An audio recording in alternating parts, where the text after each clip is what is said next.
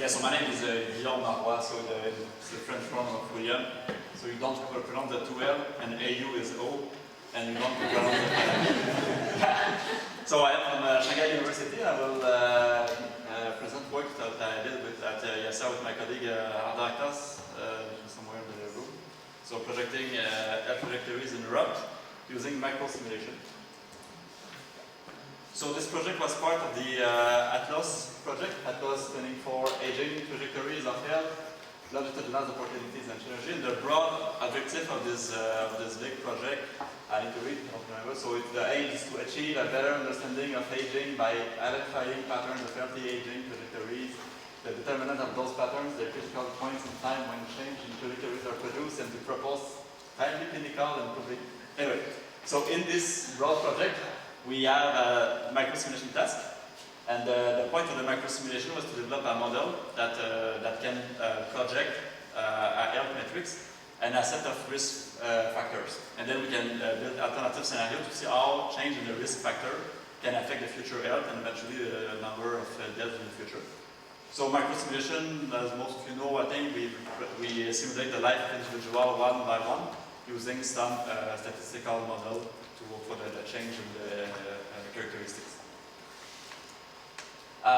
So the main outcome of the projection model is not like a self-perception of health, it is a health matrix, which is very interesting. So the health matrix was another part of the Atlas project.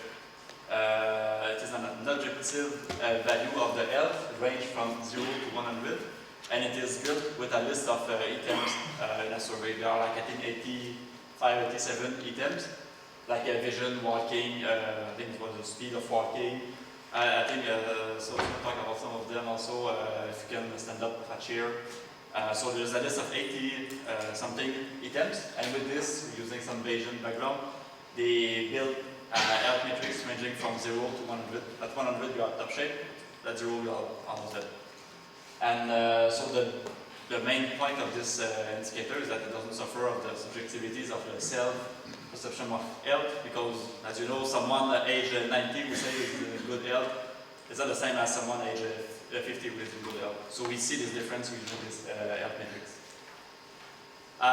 Okay, so for the microsimulation model, we built it over another microsimulation model that we already developed at YASA. So the model was called CEPA-MIC. And with this model, we can already project the population by age, sex, education, and many other dimensions. And in Atlas Mix, which is the microsimulation model we developed for this project, we had some variable. So we had the health matrix. We had a set of risk factors. The risk factors are smoking, obesity, arterial hypertension, depression, and physical activities.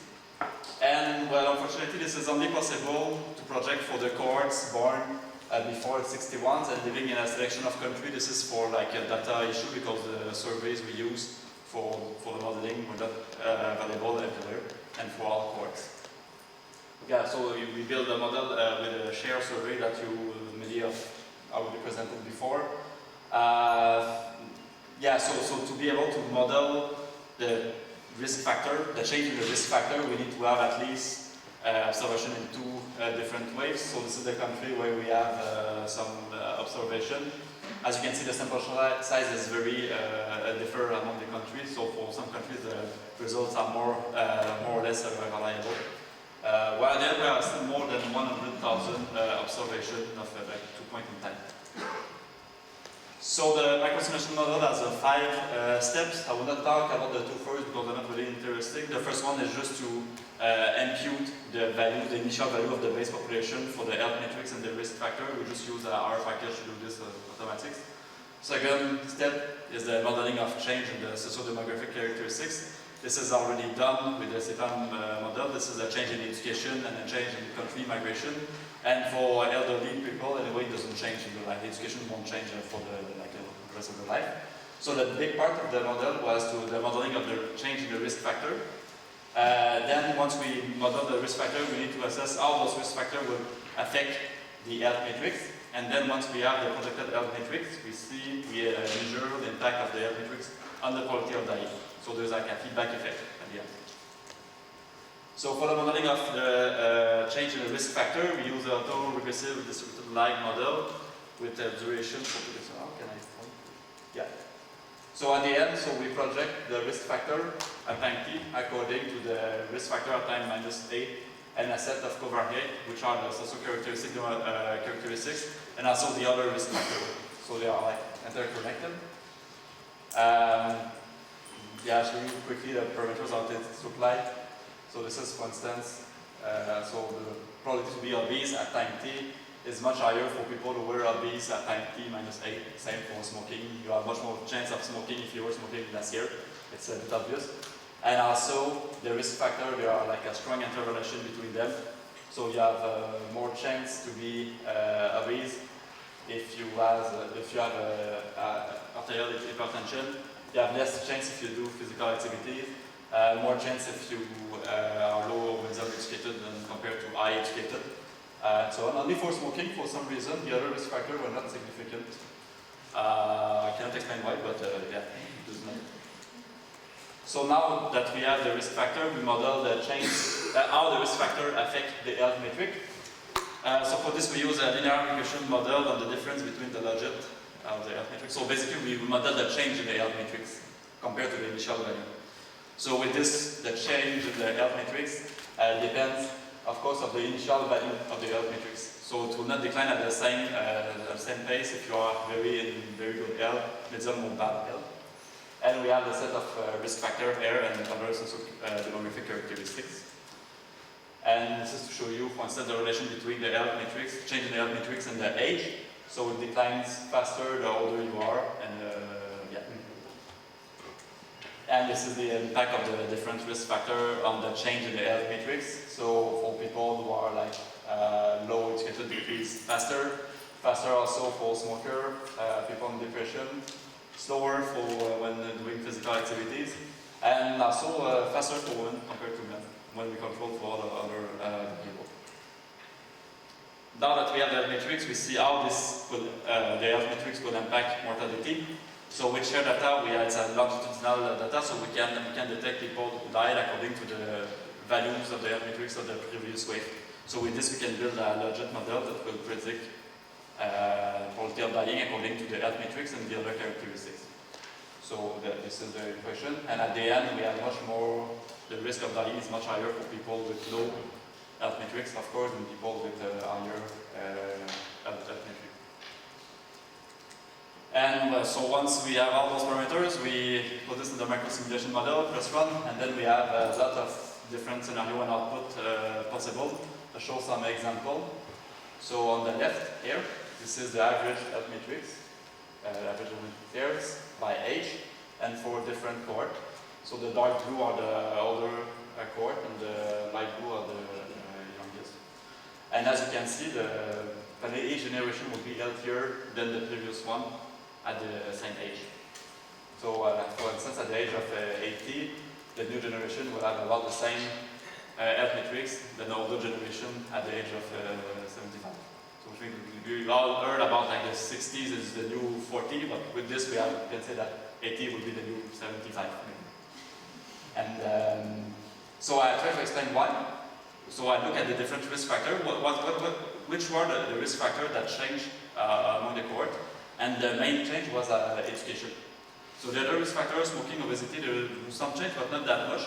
But the change in education was very big, as you can see here. This is the proportion of people with low education, decreased a lot over the cohorts. And this is what explains why the new cohorts are not much better health than the older one.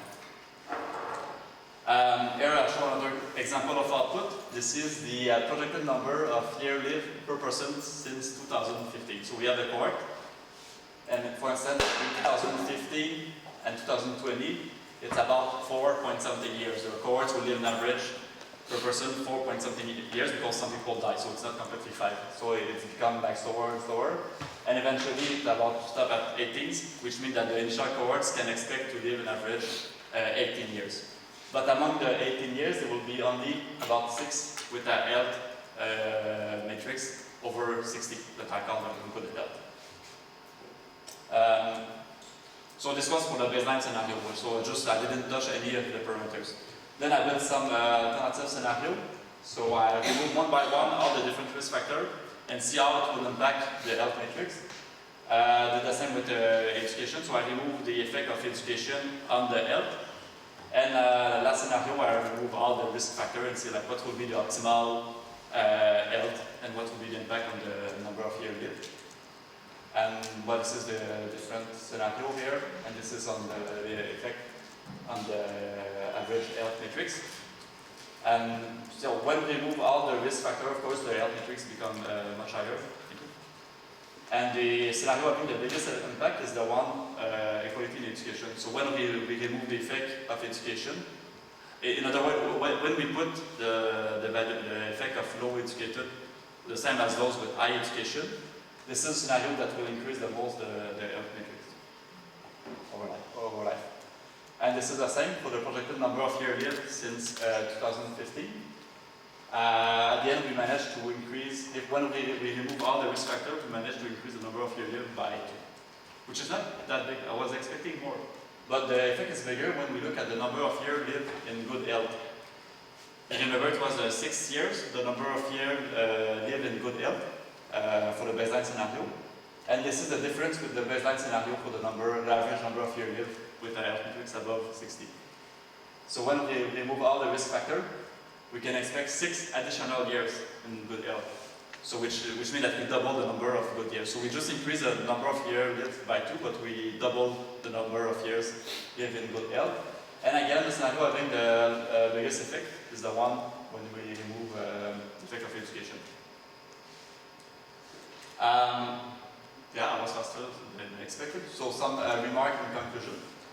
As I said, each generation will be healthier than the previous one at the same age, which supports those who claim that we need to reassess the definition of old age, because being like a certain age now and in the future will not have the same effect on the life.